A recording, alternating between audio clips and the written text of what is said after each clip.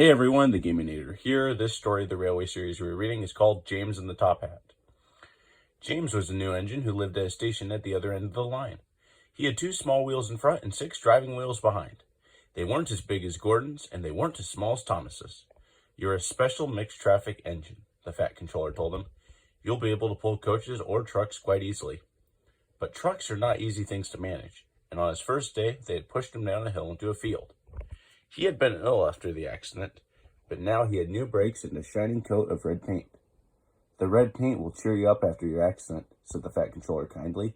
"You are to pull coaches today, and Edward shall help you." They went together to find the coaches. "Be careful of the coaches, James," said Edward. "They don't like being bumped.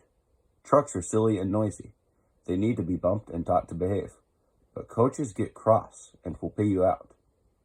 They took the coaches to the platform and were both coupled on in front. The Fat Controller, the station master, and some little boys all came to admire James's shining rods in red paint. James was pleased. "I'm a really splendid engine," he thought, and suddenly let off steam. Whee!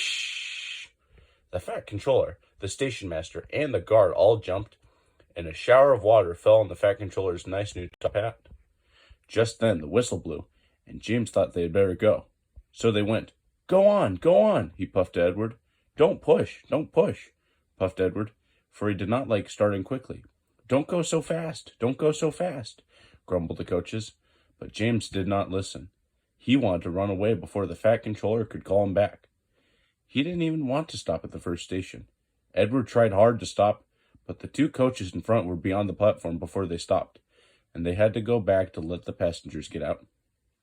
Lots of people came to look at James, and as no one seemed to know about the Fat Controller's top hat, James felt happier. Presently, they came to the junction where Thomas was waiting with his 2 coaches. "Hello, James," said Thomas kindly. "Feeling better?" "That's right." "Ah, that's my guard's whistle. I must go. Sorry I can't stop. I don't know what the Fat Controller would do without me to run this branch line." And he puffed off importantly with his 2 coaches into a tunnel. Leaving the junction, they passed the field where James had his accident. The fence was mended and the cows were back again. James whistled, but they paid no attention. They clattered through Edward's station yard and started to climb the hill beyond. It's ever so steep, puffed James. I've done it before, puffed Edward. It's steep, but we'll do it. The 2 engines puffed together as they pulled the train up the long hill. They both rested at the next station. Edward told James how Gordon had stuck on the hill, and he had to push him up. James laughed so much they got hiccups and surprised an old lady in a black bonnet. She dropped all her parcels, and 3 porters, the station master, and the guard had to run after her, picking them up. James was quiet in the shed that night. He had enjoyed his day, but he was a little afraid of what the Fat Controller would say about the top hat.